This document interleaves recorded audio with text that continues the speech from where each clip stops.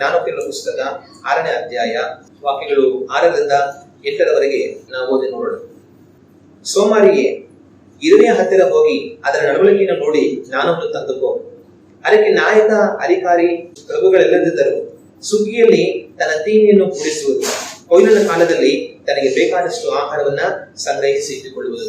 ಇಲ್ಲಿ ದೇವರ ವಾಕ್ಯ ಏನ್ ಹೇಳುತ್ತಂತಂದ್ರೆ, ಇರುವೆ ಸುಗ್ಗಿಯಲ್ಲಿ ಆಹಾರವನ್ನ ಕೂಡಿಸುತ್ತೆ, ಸಂಗ್ರಹಿಸಿ ಇಟ್ಟುಕೊಳ್ಳುತ್ತೆ ಅಂತ ಹೇಳುತ್ತೆ.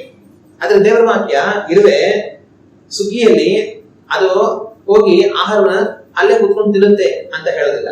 ಆಗ ಇರುವೆ ಏನ್ ಮಾಡುತ್ತೆ, ಇರುವೆ ಆಹಾರ ಸಿಗುವಾಗ ಅದನ್ನು ಕೂಡಿಸಿಡುತ್ತೆ, ಸಂಗ್ರಹಿಸಿಡುತ್ತೆ. ಅಂದ್ರೆ ಎಲ್ಲಾದ್ರೂ ಒಂದು ಸ್ಥಳದಲ್ಲಿ ಒಂದ್ ಸ್ವಲ್ಪ ಊಟ ಅದಕ್ಕೆ ಸಿಕ್ತು ಅಂತಂದ್ರೆ ಅದು ಅಲ್ಲೇ ಕುತ್ಕೊಂಡು ತಿನ್ಬಿಟ್ಟು ಆಮೇಲೆ ಹೋಗೋದಿಲ್ಲ.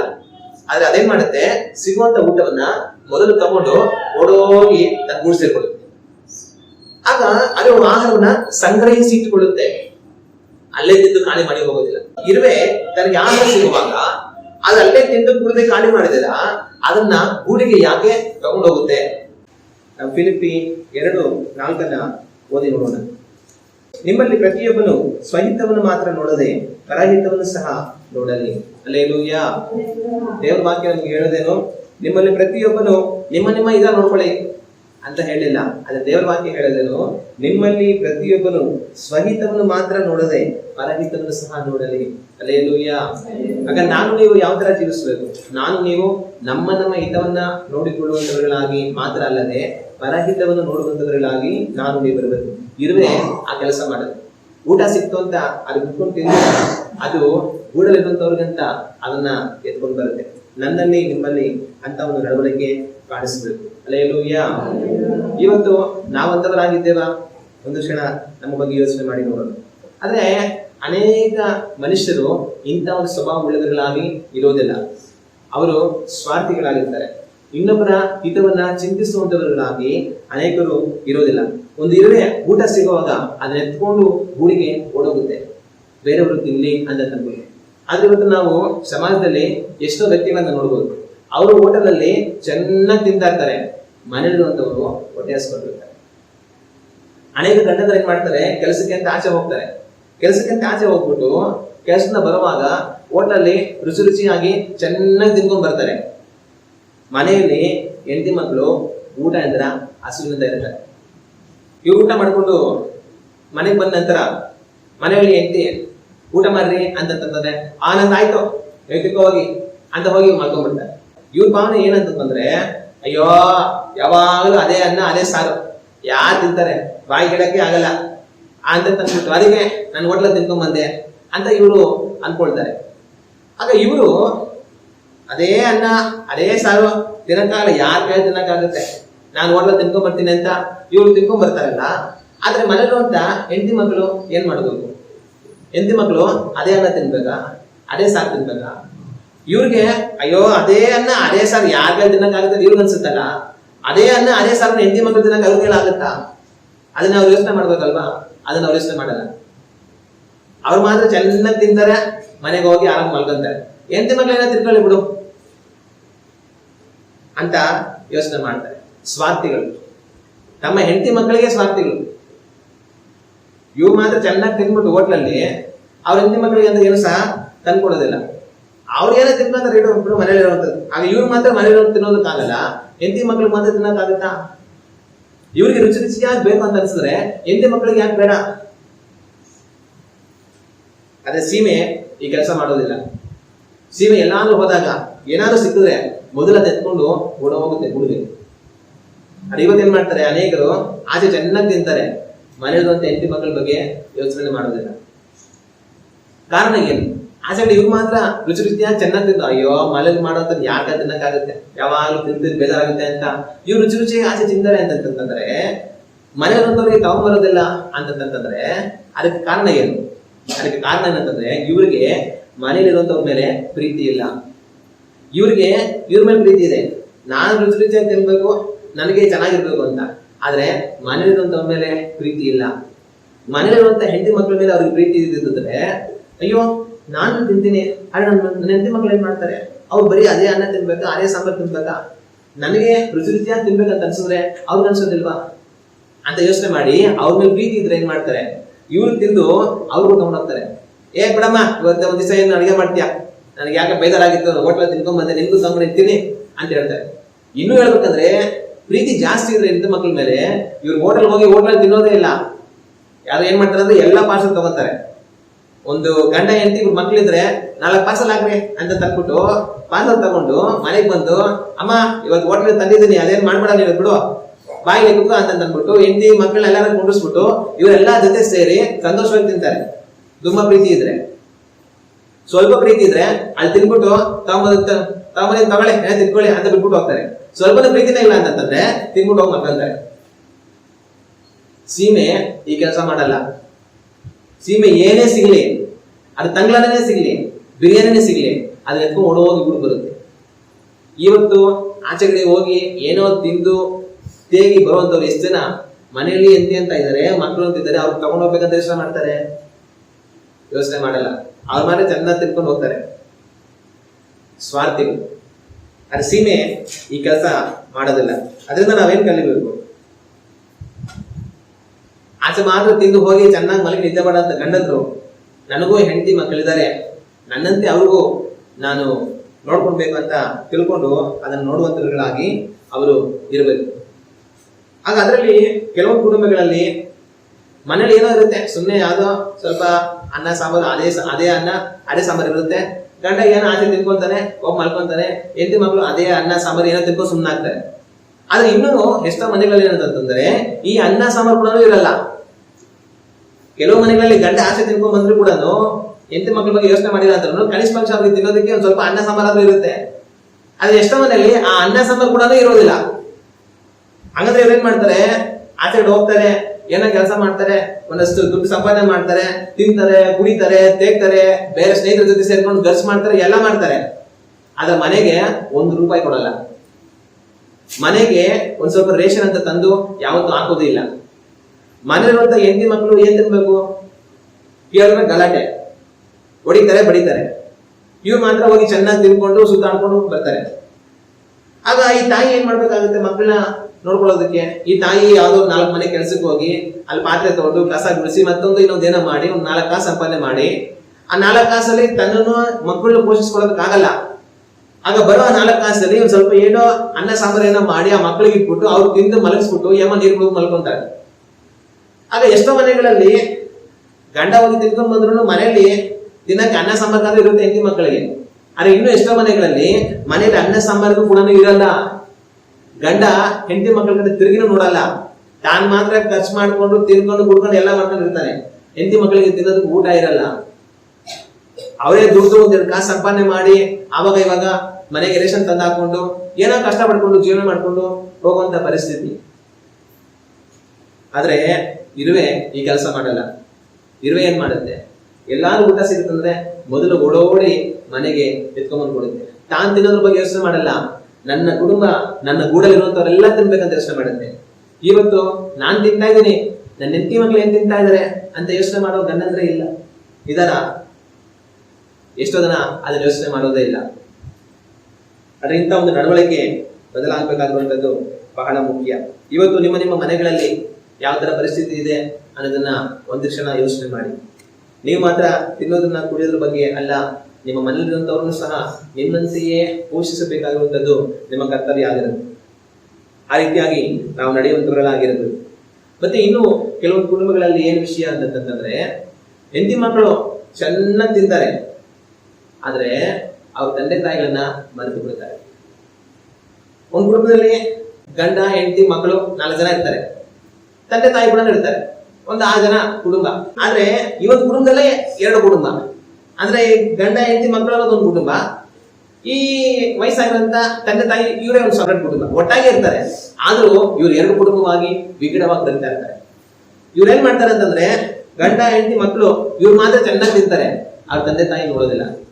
ಎಲ್ಲರೂ ಆಚೆ ಹೋಗುವಾಗ ಇವ್ರು ಮಾತ್ರ ಹೋಗ್ಬಿಟ್ಟು ಚೆನ್ನಾಗಿ ತಿಂದು ಕುಡಿದು ಬರ್ತಾರೆ. ಮನೇಲಿ ತಂದೆ ತಾಯಿ ಇದಾರೆ ವಯಸ್ಸಾಗಿರೋರು, ಅವ್ರು ಏನ್ ತಿಂತಾರೋ ಏನಿಲ್ವೋ, ನಾವು ಚೆನ್ನಾಗಿ ತಿನ್ಕೊಂಡು ಹೋಗ್ತಾ ಇದೀವಲ್ಲ ಅವ್ರಿಗೂ ತಗೊಂಡು ಹೋಗೋಣ ಅಂತ ಯೋಚನೆ ಮಾಡಲ್ಲ.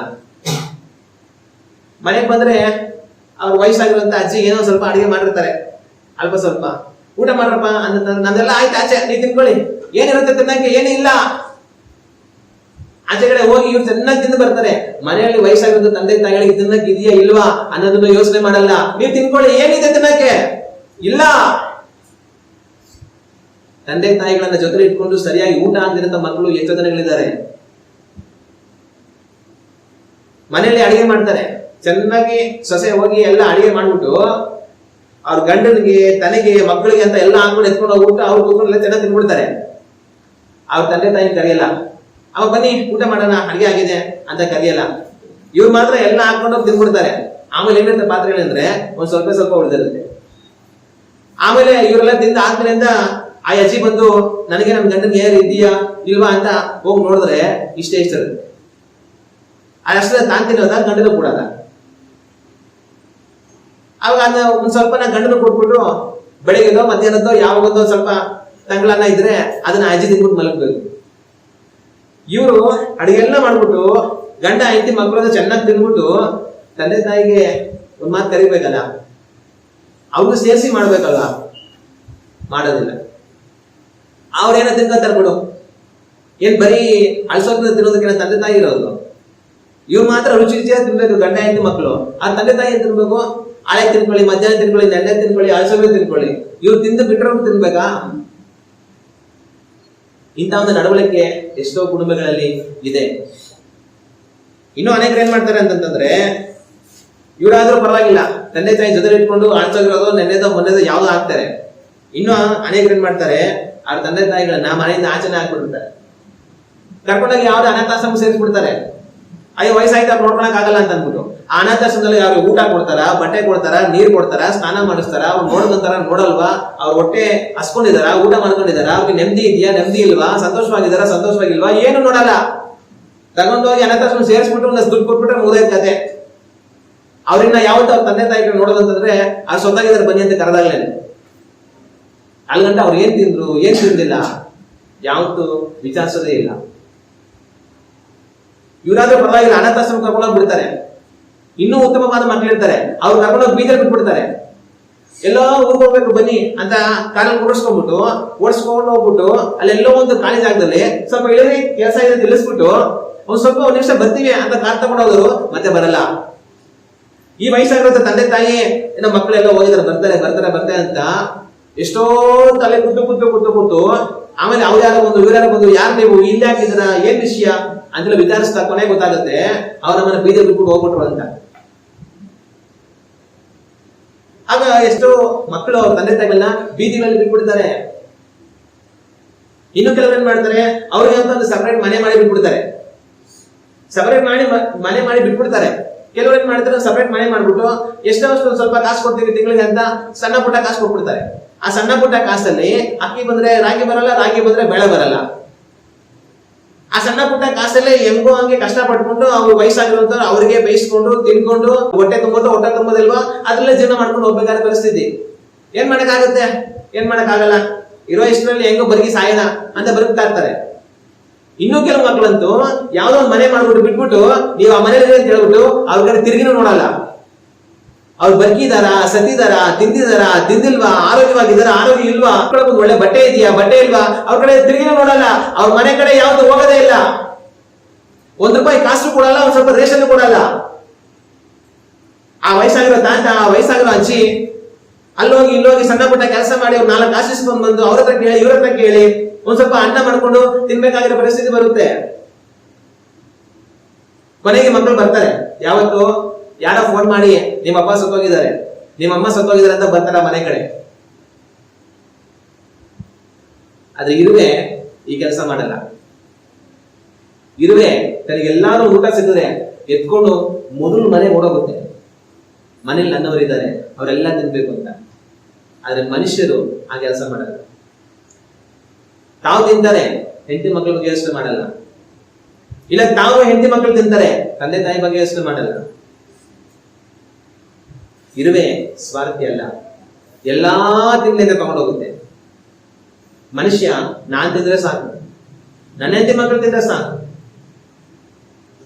ಅಂತ ಯೋಚನೆ ಮಾಡುವಂತ ಕೆಟ್ಟ ನಡವಳಿಕೆ ಉಳ್ಳವர்களಾಗಿ ಅವರಿರುತ್ತಾರೆ. ಮತ್ತೆ ನಾವು ಹೆಂಡತಿ ಮಕ್ಕಳು ಎಲ್ಲರೂ ನೋಡ್ಬೇಕು. ತಂದೆ ತಾಯಿಗಳು ನೋಡ್ಬೇಕು. ಅವ್ರು ಮಾತ್ರ ನೋಡಿದ್ರೆ ಸಾಕ? ಅವ್ರು ಮಾತ್ರ ಅಂತಲ್ಲ, ನಾವು ಎಲ್ಲಾ ಮನುಷ್ಯರನ್ನು ನೋಡುವಂತವ್ರು ಆಗಿರ್ಬೇಕು. ಅಕ್ಕ ತಂಗಿದಿರಾಗಿರ್ಬೋದು, ಅಣ್ಣ ತಮ್ಮಂದಿರಾಗಿರಬಹುದು, ಸಂಬಂಧಿಕರಾಗಿರಬಹುದು, ನಮ್ಮ ಸಮಾಜದಲ್ಲಿರುವಂತ ವ್ಯಕ್ತಿಗಳಾಗಿರಬಹುದು, ನಮ್ಮ ಸಭೆಯಲ್ಲಿರುವಂತ ವ್ಯಕ್ತಿಗಳಾಗಿರಬಹುದು, ಯಾರೇ ಆಗಿರಬಹುದು, ನಮ್ಮ ಕಣ್ಣಿಗೆ ಕಾಣಿಸುವಂತ ಹಸಿವಿನಿಂದ ಇರುವಂತ ಎಲ್ಲಾ ಮನುಷ್ಯರ ಕುರಿತಾಗಿ ನಾವು ಚಿಂತೆ ಮಾಡುವಂತವர்களಾಗಿ ಇರಬೇಕು. ಒಂದು ವೇಳೆ ಹಸಿವಿನಿಂದ ಇರುವಂತ ಯಾರೇ ನಮ್ಮ ಗಮನಕ್ಕೆ ಬಂದರೂ ನಾವು ಅವರ ಹಸಿವಿನ ನೀಗಿಸೋದಕ್ಕೆ ಎಲ್ಲಾ ಪ್ರಯತ್ನವನ್ನ ಮಾಡುವಂತವர்களಾಗಿ ಇರಬೇಕು. ಇರುವೆ ಆ ಕೆಲಸ ಮಾಡುತ್ತೆ. ಒಂದು ಇರುವೆ ಗೂಡಲ್ಲಿ ಎಷ್ಟು ಇರುವೆಗಳಿರುತ್ತೆ? ಒಂದು ಇರುವೆ ಗೂಡಲ್ಲಿ ಒಂದು 4 ಇರುವೆ ಇರುತ್ತಾ? ಅಪ್ಪ ಅಮ್ಮ ಇವ್ರ ಮಕ್ಕಳು, ಅಪ್ಪ ಬಂದು ಆಚೆ ಕಡೆ ಊಟ ಎತ್ಕೊಂಡೋಗಿ ಹೆಂಡತಿ ಮಕ್ಕಳಿಗೆ ಕೊಡಕ್ ಹೋಗುತ್ತಾ ಗೂಡಲ್ಲಿ? ಇಲ್ಲ, ಅಪ್ಪ ಅಮ್ಮ ಒಂದಿಬ್ರು ತಂದೆ ತಾಯಿ ಒಂದಿಬ್ರು ಮಕ್ಕಳು ಒಂದು 6 ಜನ ಇದ್ದು ಒಂದು ಇರುವೆ ಬಂದು ಅವ್ರಿಗೆಲ್ಲರಿಗೂ ಸೇರಿಸಿ ಊಟ ಎತ್ಕೊಂಡು ಹೋಗುತ್ತಾ? ಒಂದು ಇರುವೆ ಗೂಡಲ್ಲಿ ಎಷ್ಟು ಇರುವೆಗಳಿರುತ್ತೆ? ಒಂದು ಇರುವೆ ಗೂಡಲ್ಲಿ ವಿಪರೀತವಾದ ಇರುವೆಗಳಿರುತ್ತೆ. ಎಷ್ಟೊಂದು ಇರುವೆಗಳಿರುತ್ತೆ. ಈ ಒಂದಿರುವೆ ಎಲ್ಲ ಊಟ ಸಿಕ್ತು ಅಂದಾಗ ಅದನ್ನ ಎತ್ಕೊಂಡು ಹೋಗೋದು ಯಾರಿಗೆ ಅಂತಂದ್ರೆ ಈ ಎಷ್ಟೋ ಇರುವೆಗಳಿಗೆ. ಅದ್ರಲ್ಲಿ ಅವನು ಇವನು ಅಂತೆಲ್ಲ ಇಲ್ಲ, ನನ್ನವರು, ನನ್ನ ಕುಟುಂಬ, ನನ್ನ ಸಂಬಂಧ ಅಂತಿಲ್ಲ, ದೊಡ್ಡ ಸಂಘ ಅದು. ಇದ್ರಲ್ಲಿ ಯಾರು ಬರ್ತೀನಿ? ಹಸಿವೆ, ಎಲ್ಲರಿಗೂ ಹಸಿವೆ ತಾನೆ ಅಂತ ಎತ್ಕೊಂಡು ಓಡೋಗುತ್ತೆ. ನಾನು ನೀವು ಆ ರೀತಿಯಾಗಿ ಮಾಡುವಂತವರಾಗಿರ್ಬೇಕು. ನಮ್ಮ ಕುಟುಂಬವನ್ನು ನೋಡಬೇಕು, ನಮ್ಮ ಜನಗಳನ್ನ ನೋಡಬೇಕು, ಸಮಸ್ತ ಮನುಷ್ಯರನ್ನ ನಾವು ನೋಡುವಂತವರಾಗಿರಬೇಕು. ಹಸಿವಿನಿಂದ ಇರುವಂತ ಪ್ರತಿಯೊಬ್ಬರನ್ನ ನಾನು ನೀವು ಪೋಷಿಸುವಂತವರನ್ನಾಗಿ ಇರಬೇಕು. ಒಂದು ವೇಳೆ ನಿಮಗೆ ಯಾರೋ ಒಬ್ರು ಹಸಿವಿನಿಂದ ಇದ್ದಾರೆ ಅನ್ನೋದು ನಿಮಗೆ ಗೊತ್ತಿದ್ರೆ ನೀವು ಊಟ ಮಾಡಿ ಮಲಗಬೇಡಿ.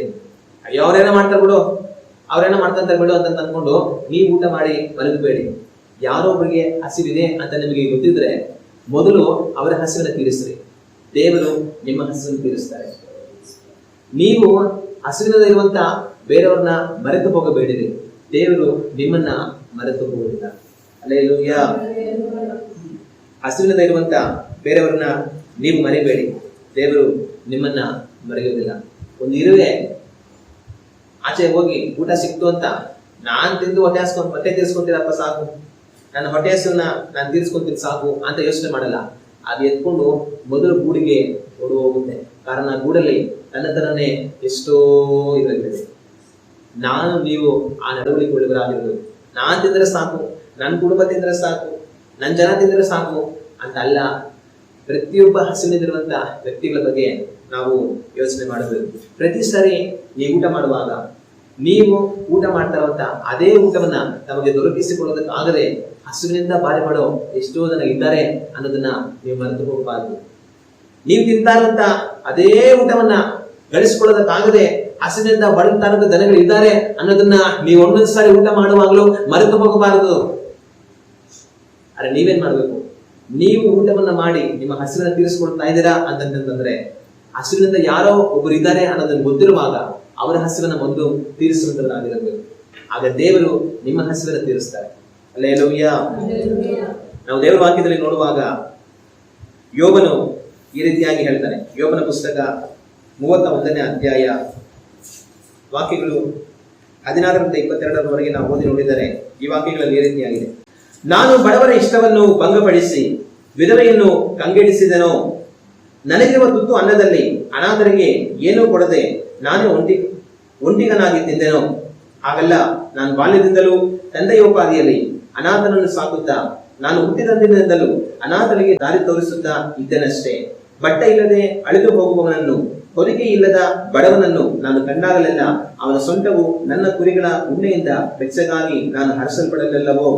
ನ್ಯಾಯಸ್ಥಾನದಲ್ಲಿ ನನಗೆ ಸಹಾಯ ಉಂಟೆಂದು ಅನಾಥನ ಮೇಲೆ ಕೈ ಮಾಡಿದೆನು. ಹೀಗಿದ್ದರೆ ನನ್ನ ಹೆಗಲನ ಕೀಲು ತಪ್ಪಲಿ, ತೋಳು ಸಂದಿನಿಂದ ಮುರಿದು ಬೀಳಲಿ. ಇಲ್ಲಿ ಯೋಬ ತನ್ನ ವಿಷಯವಾಗಿ ಮಾತಾಡ್ತಾ ಇದ್ದಾನೆ. ತನ್ನ ನಡವಳಿಕೆ ಯಾವ ತರ ಇತ್ತು ಅಂತ ತಾನು ಮಾತಾಡ್ತಾ ಇದ್ದಾನೆ. 16ನೇ ವಾಕ್ಯದ ತಾನು ಹೇಳೋ ಮಾತು, ನಾನು ಬಡವರ ಇಷ್ಟವನ್ನು ಭಂಗಪಡಿಸಿ ವಿಧವೆಯನ್ನು ಕಂಗಳಿಸಿದನೋ. ನಾನು ಯಾವತ್ತಾದ್ರೂ ಬಡವರ ಇಷ್ಟವನ್ನ ಕೆಡಿಸಿದ್ನ? ವಿಧವೆಯರು ಯಾರು ಇಲ್ಲದಿರುವಂತ ವಿಧವೆಯರುಗಳಿಗೆ ನಾನು ಕಂಗೆಡ ಹಾಗೆ ಮಾಡಿದ್ದೇನಾ? ನನಗಿರುವ ತುತ್ತು ಅನ್ನದಲ್ಲಿ ಅನಾಥರಿಗೆ ಏನೂ ಕೊಡದೆ ನಾನೇ ಒಂಟಿಗನಾಗಿ ತಿಂದೆನೋ? ನಾನು ಊಟ ಮಾಡುವಂತ ಪ್ರತಿ ಸಾರಿ ಅನಾಥರು ಅವರಿಗೆ ಕೊಡದಿರ ನಾನು ಯಾವ ತರ ನನ್ನ ಒಬ್ಬನೇ ತಿಂದಿದ್ದೀನಾ ಅಂತ ಹೇಳ್ತಾ, ಹಾಗಲ್ಲ, ನಾನು ಆ ರೀತಿಯಾಗಿ ಮಾಡಿಲ್ಲ. ಅನಾಥರನ್ನ ನಾನು ಜ್ಞಾಪಕ ಮಾಡಿಕೊಂಡು ಅವ್ರ ಹಸಿವಿನಿಂದ ಇದ್ದಾಗ ನಾನು ಒಬ್ಬನೇ ತಿಂದಿರ ನನ್ನ ಊಟದಲ್ಲಿ ಅವರಿಗೆ ಪಾಲನ್ನ ನಾನು ಕೊಟ್ಟಿದ್ದೀನಿ ಅಂತ ಇಲ್ಲಿ ಯೋಬನ ಹೇಳೋದನ್ನ ನಾವು ಕಾಣ್ತೇವೆ.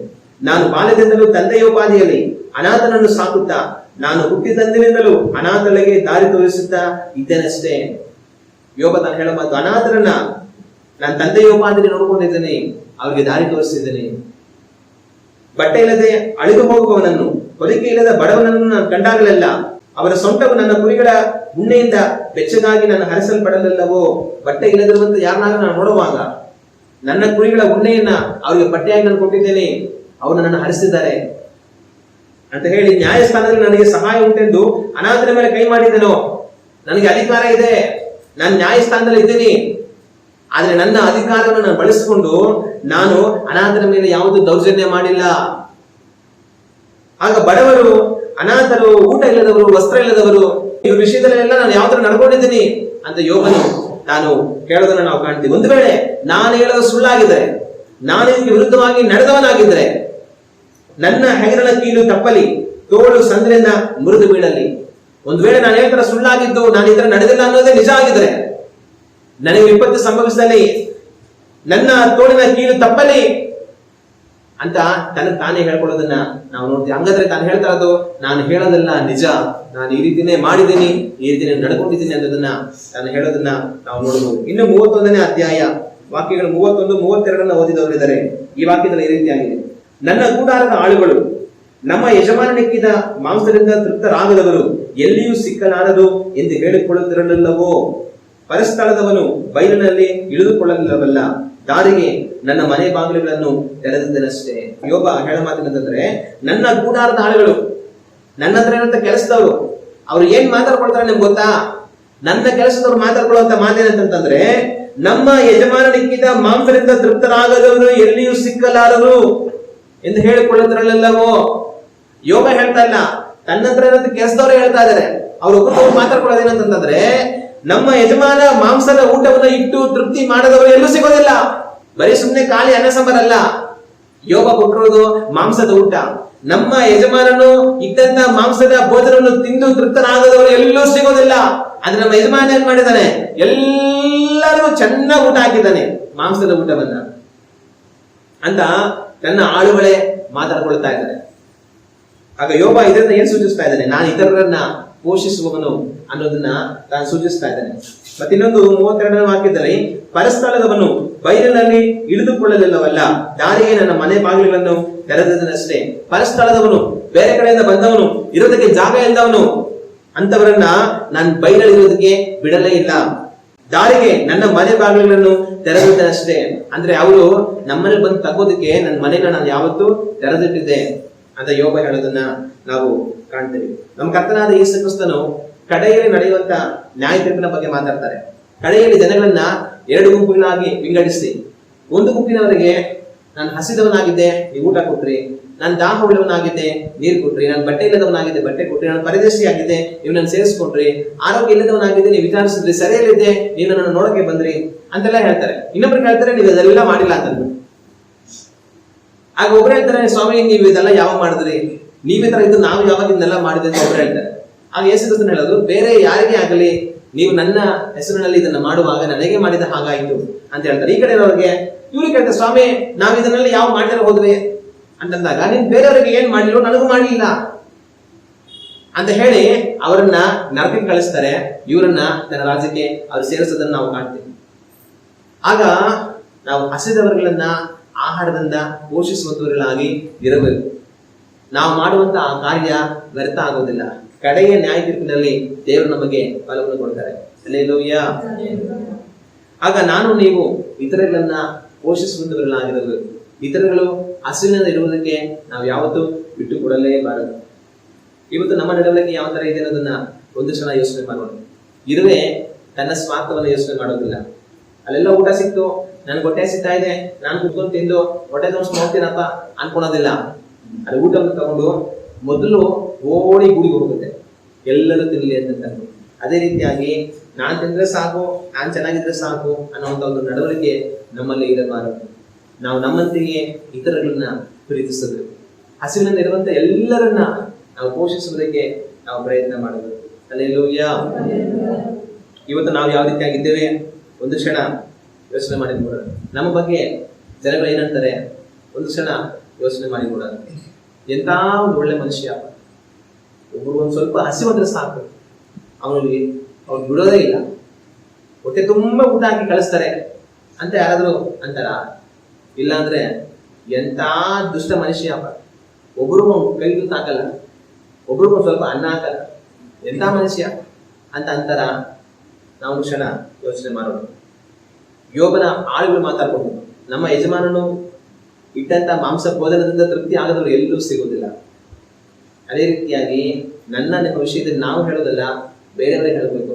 ಇವರು ಎಷ್ಟೋ ಜನಗಳನ್ನ ಪೋಷಿಸಿದ್ದಾರೆ, ಹಸಿವಿನಿಂದ ಇರುವಂತ ಎಷ್ಟೋ ಜನಗಳಿಗೆ ಇವರು ಊಟ ಕೊಟ್ಟಿದ್ದಾರೆ ಅಂತ ಬೇರೆಯವರು ನಮ್ಮ ಬಗ್ಗೆ ಹೇಳುವಂತವர்களಾಗಿರ್ಬೇಕು. ಆ ರೀತಿಯಾಗಿ ನಡವಳಿಕೆ ನಮ್ಮಲ್ಲಿರಬೇಕು. ಹಲ್ಲೆಲೂಯಾ. ಆಗ ಒಂದು ಇರೋ ಏನ್ ಮಾಡುತ್ತೆ, ನನ್ಗೆ ಊಟ ಸಿಗುವಾಗ ಮೊದಲು ಅದನ್ನ ಗೂಡಿಗೆ ತಗೊಂಡೋದು. ನಾವು ತಿಂದು ಕುಡಿದು ಚೆನ್ನಾಗಿರ್ಬೇಕು ಅನ್ನೋದನ್ನೆಲ್ಲ, ಇತರಗಳ ಬಗ್ಗೆ ನಾವು ಯೋಚನೆ ಮಾಡುವಂತವர்களಾಗಿ ಇರಬೇಕು. ಅದು ಬಹಳ ಮುಖ್ಯ. ಅದೇ ಸಮಯದಲ್ಲಿ ನಾವು ಇತರಗಳ ಹಸಿವನ್ನ ತೀರಿಸಬೇಕು. ಇತರಗಳಿಗೋಸ್ಕರವಾಗಿ ಇರುವೆ ಯಾವ ತರ ಊಟ ಎತ್ಕೊಂಡು ಓಡೋಡಿ ಹೋಗುತ್ತೆ ಬೇರೆಯವ್ರಿಗೋಸ್ಕರ, ಅದೇ ತರ ನಾವು ಇತರಗಳಿಗೋಸ್ಕರವಾಗಿ ಊಟವನ್ನ ತಗೊಂಡು ಓಡಿ ಹೋಗುವಂತವர்களಾಗಿರ್ಬೇಕು. ಅಂದ್ರೆ ಇನ್ನೊಬ್ಬರನ್ನ ಪೋಷಿಸುವುದಕ್ಕೆ ನಾವು ಮುಂದಾಗಿರಬೇಕು, ಇನ್ನೊಬ್ಬರ ಹಸಿವನ್ನ ತೀರಿಸೋದಕ್ಕೆ ನಾವು ಮುಂದಾಗಿರ್ಬೇಕು. ಆದ್ರೆ ಯಾವತ್ತು ಯಾವುದೇ ಕಾರಣಕ್ಕೂ ಇತರಗಳ ಊಟವನ್ನ ಕಿತ್ತುಕೊಳ್ಳೋದ್ರಲ್ಲಿ ನಾವು ನಮ್ಮನ್ನ ತೊಡಗಿಸ್ಕೊಳ್ಬಾರ್ದು. ನಾವೇನ್ ಮಾಡ್ಬೇಕು, ಇನ್ನೊಬ್ಬರಿಗೆ ಊಟವನ್ನ ತಗೊಂಡು ಓಡೋಡಿ ಹೋಗಿ ಕೊಡುವಂತರಾಗಿರ್ಬೇಕು. ಆದ್ರೆ ಯಾವತ್ತು ಇನ್ನೊಬ್ಬರ ಊಟವನ್ನ ಕಿತ್ಕೊಂಡು ಓಡಿ ಹೋಗುವಂತವர்களಾಗಿ ಇರಬಾರದು. ಇರುವೆ ಯಾವತ್ತು ಊಟವನ್ನ ಎತ್ಕೊಂಡು ಗೂಡಿಗೆ ಓಡಿ ಹೋಗುತ್ತೆ, ಗೂಡಲಿನಂತವ್ರು ಕೊಡೋಣ ಅಂತ. ಆದ್ರೆ ಯಾವತ್ತಾದ್ರೂ ಗೂಡಲಿನಂತ ಊಟ ಕಿತ್ಕೊಂಡು ಓಡಿ ಆಚರಣೆ ಓಡೋಗುತ್ತಾ? ಅದು ಮಾಡೋದಿಲ್ಲ. ಅದೇ ರೀತಿಯಾಗಿ ನೀವು ಸಹ ಯಾವತ್ತು ಇನ್ನೊಬ್ಬರಿಗೆ ಊಟವನ್ನು ಕೊಡಬೇಕು, ಆದ್ರೆ ಯಾವತ್ತು ಇನ್ನೊಬ್ಬರ ಊಟವನ್ನ ಕಿತ್ತುಕೊಳ್ಳಬಾರದು, ಇನ್ನೊಬ್ಬರ ಊಟಕ್ಕೆ ಮಣ್ಣು ಹಾಕಬಾರದು, ಇನ್ನೊಬ್ಬರ ಊಟವನ್ನ ಹಾಳು ಮಾಡಬಾರದು. ಆದ್ರೆ ಇವತ್ತು ಸಮಾಜದಲ್ಲಿ ಅನೇಕರು ಏನ್ ಮಾಡ್ತಾರೆ ಅಂತಂದ್ರೆ, ಬೇರೆಯವ್ರ ಊಟವನ್ನು ಕಿತ್ಕೊಳ್ತಾರೆ, ಬೇರೆಯವ್ರ ಊಟಕ್ಕೆ ಮಣ್ಣು ಹಾಕ್ತಾರೆ, ಬೇರೆಯವ್ರ ಊಟವನ್ನ ಹಾಳು ಮಾಡ್ತಾರೆ. ಹಾಗಾದ್ರೆ ಅರ್ಥ ಏನು? ನಮಗೆ ಊಟ ಹೆಂಗ್ ಬರುತ್ತೆ? ನಾವು ಊಟ ಬೇಕು ಅಂತಂದ್ರೆ ರೇಷನ್ ತಗೋಬೇಕು. ರೇಷನ್ ತಗೋಬೇಕಾದ್ರೆ ಕಾಸು ಕೊಡ್ಬೇಕು. ನಾವು ಕಾಸು ಕೊಡ್ಬೇಕಂದ್ರೆ ನಮ್ಮ ಹತ್ರ ಕಾಸು ಇರಬೇಕು. ನಮ್ಮ ಹತ್ರ ಕಾಸು ಇರ್ಬೇಕಂದ್ರೆ ನಾವು ಒಂದು ಕೆಲಸ ಇರಬೇಕು. ನಾವೊಂದು ಕೆಲಸನೋ ಒಂದು ವ್ಯಾಪಾರನ ಏನೋ ಮಾಡಿ ಸಂಪಾದನೆ ಮಾಡ್ತಾ ಇದ್ರೆ ರೇಷನ್ ತಗೊಂಡು ಅದನ್ನ ನಾವು ಊಟವನ್ನು ಸಂಪಾದಿಸ್ಕೊಳ್ಳೋದಕ್ಕೆ ಸಾಧ್ಯ ಆಗುತ್ತೆ. ಆದ್ರೆ ಅನೇಕರು ಏನ್ ಮಾಡ್ತಾರೆ ಅಂತಂದ್ರೆ, ಬೇರೆಯವರ ಕೆಲಸಗಳನ್ನ ಹಾಳು ಮಾಡ್ತಾರೆ, ಬೇರೆಯವರ ವ್ಯಾಪಾರಗಳನ್ನ ಹಾಳು ಮಾಡ್ತಾರೆ, ಬೇರೆಯವ್ರ ಜೀವನವನ್ನ ಹಾಳು ಮಾಡ್ತಾರೆ. ಇದ್ರಿಂದ ಏನಾಗುತ್ತೆ ಅಂತಂದ್ರೆ, ಅವ್ರಿಗೆ ಕೆಲಸ ಇಲ್ದಿರ, ಸಂಪಾದನೆ ಇಲ್ದಿರ, ಜೀವನ ಮಾಡಕ್ ದಾರಿ ಇಲ್ದಿರ, ಅವ್ರ ಊಟವನ್ನ ಒದಗಿಸಿಕೊಳ್ಳೋದಕ್ಕೆ ಆಗದಿರ ಕಷ್ಟಪಟ್ಟು ಕಣ್ಣೀರಿಡಬೇಕಾದ ಪರಿಸ್ಥಿತಿ ಬರುತ್ತೆ. ಅದು ಏನಕ್ಕೆ ಕಾರಣ ಆಗುತ್ತೆ?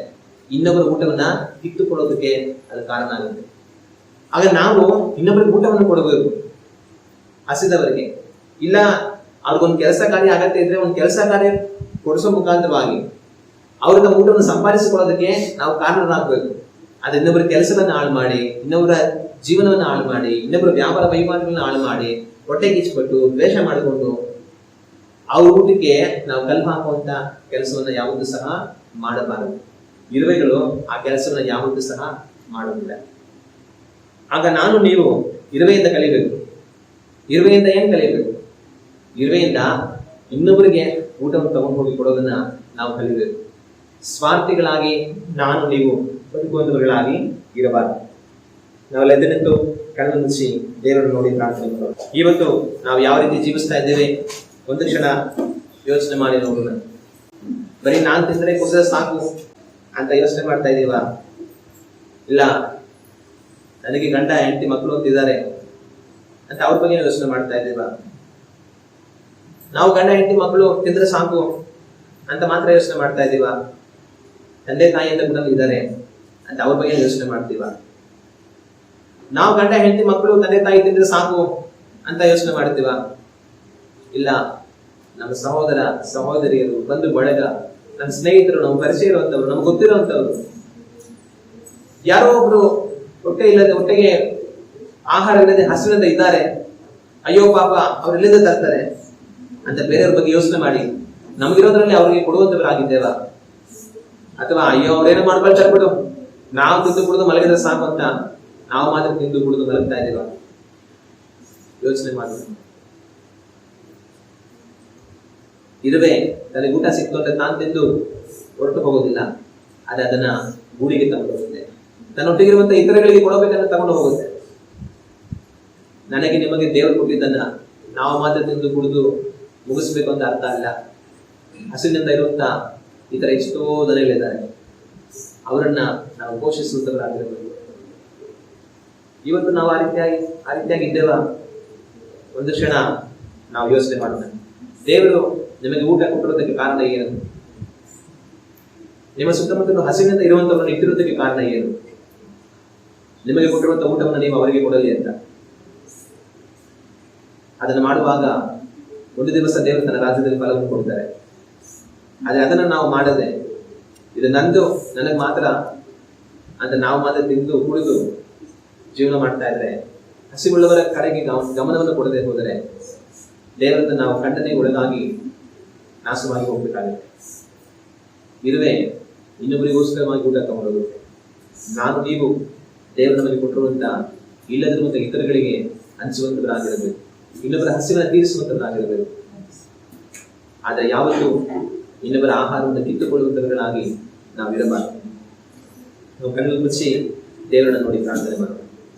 ನಮ್ಮನ್ನು ಬಹಳವಾಗಿ ಪ್ರೀತಿಸುವ ತಂದೆಯೇ, ನಮ್ಮ ರಕ್ಷಕನಾದ ಯೇಸು ಕ್ರಿಸ್ತನ ನಾಮದಲ್ಲಿ ಈ ಒಂದು ತಂದೆಯೇ, ಬೆಳಗಿನ ಈ ಸಮಯದಲ್ಲಿ ನಮ್ಮನ್ನು ನೋಡಿ ನಾವು ಪ್ರಾರ್ಥನೆ ಮಾಡುತ್ತೇವೆ. ಇರುವೆಯಿಂದ ಕಲಿತುಕೊಳ್ಳಿರಿ ಎಂಬುದಾಗಿ ನೀವು ನಮಗೆ ಹೇಳಿಕೊಟ್ಟಿರುವುದೇ. ಇರುವೆ ಏನನ್ನು ಮಾಡುತ್ತದೆ ಎಂಬುದಾಗಿ ತಂದೆಯೇ ನಾವು ಈ ದಿನದಲ್ಲಿ ಧ್ಯಾನ ಮಾಡಿದವಲ್ಲ. ತಂದೆಯೇ, ಒಂದು ಇರುವೆ ತನಗೆ ಊಟ ಸಿಗುವಾಗ ಅದು ಓಡೋಡಿ ತನ್ನ ಗೂಡಿಗೆ ತೆಗೆದುಕೊಂಡು ಹೋಗುತ್ತದೆ. ತಾನು ತಿನ್ನುವುದನ್ನು ಯೋಚನೆ ಮಾಡದೆ ಎಲ್ಲರೂ ತಿನ್ನಲಿ ಎಂಬುದಾಗಿ ಅದು ಯೋಚಿಸುತ್ತದೆ. ನಾವು ಆ ರೀತಿಯಾಗಿ ಇರಬೇಕೆಂಬುದಾಗಿ ಈ ದಿವಸದಲ್ಲಿ ನಾವು ನಿಮ್ಮ ವಾಕ್ಯವನ್ನು ಧ್ಯಾನ ಮಾಡುವಂತೆ ಸಹಾಯ ಮಾಡಿದ್ದಕ್ಕಾಗಿ ಸ್ತೋತ್ರ. ತಂದೆಯೇ, ನಮ್ಮ ಹಿತವನ್ನು ಮಾತ್ರ ನೋಡಿಕೊಳ್ಳದೆ ಪರಹಿತವನ್ನು ನಾವು ನೋಡಬೇಕೆಂದು ನಿಮ್ಮ ವಾಕ್ಯದಲ್ಲಿ ನೀವು ನಮಗೆ ಬರೆದು ಕೊಟ್ಟಿರುವುದರಿ, ಅದಕ್ಕಾಗಿ ಸ್ತೋತ್ರ. ಆ ಕೆಲಸವನ್ನ ಇರುವೆ ಮಾಡುತ್ತೆ, ನಾವು ಅದನ್ನು ಮಾಡುತ್ತಾ ಇದ್ದೇವಾ? ತಂದೆಯೇ, ನಮ್ಮನ್ನು ಪರೀಕ್ಷಿಸಿ ನೋಡಿಕೊಳ್ಳಲು ನಮಗೆ ಸಹಾಯ ಮಾಡಲಿ. ಒಂದು ವೇಳೆ ಪರಹಿತವನ್ನು ನೋಡದೆ ನಮ್ಮನ್ನ ತಂದೆ ನಾವು ನೋಡಿಕೊಂಡಿದ್ದರೆ ನಮ್ಮನ್ನು ಕ್ಷಮಿಸಿರಿ. ಪರಹಿತವನ್ನ ತಂದೆ ನೋಡುವುದನ್ನ ನಮಗೆ ಕಲಿಸಿರಿ ಎಂದು ಪ್ರಾರ್ಥಿಸುತ್ತೇವೆ. ತಂದೆಯೇ, ನಾವು ಹಸಿವುಳ್ಳವರನ್ನ ಮರೆಯದಿರುವಾಗ ನೀವು ನಮ್ಮನ್ನು ಮರೆಯುವುದಿಲ್ಲ. ನಾವು ಹಸಿವುಳ್ಳವರನ್ನ ಕೈಬಿಡದಿರುವಾಗ ನೀವು ನಮ್ಮನ್ನು ಕೈಬಿಡುವುದಿಲ್ಲ. ತಂದೆಯೇ, ಹಸಿವುಳ್ಳವರ ಹಸಿವನ್ನು ತೀರಿಸಿ ಜೀವಿಸುವಂತೆ ನಮಗೆ ಸಹಾಯ ಮಾಡಬೇಕು. ತಂದೆಯೇ, ನಮ್ಮ ಕೃಪೆಯು ನಮ್ಮೆಲ್ಲರ ಸಂಗತಿಯಲ್ಲಿ ನಿಮ್ಮ ಬಲವಿಲ್ಲ ಹಸ್ತದಲ್ಲಿ ತಂದೆಯೇ ನಮ್ಮೆಲ್ಲರನ್ನು ತಂದೆ ಸೋಪಿಸಿಕೊಟ್ಟು ನಮ್ಮ ರಕ್ಷಕನಾದ ಯೇಸು ಕ್ರಿಸ್ತನ ನಾಮದಲ್ಲಿ ಬೇಡುತ್ತಿದ್ದೇವೆ. ನಮ್ಮ ತಂದೆಯೇ, ಆಮೆನ್.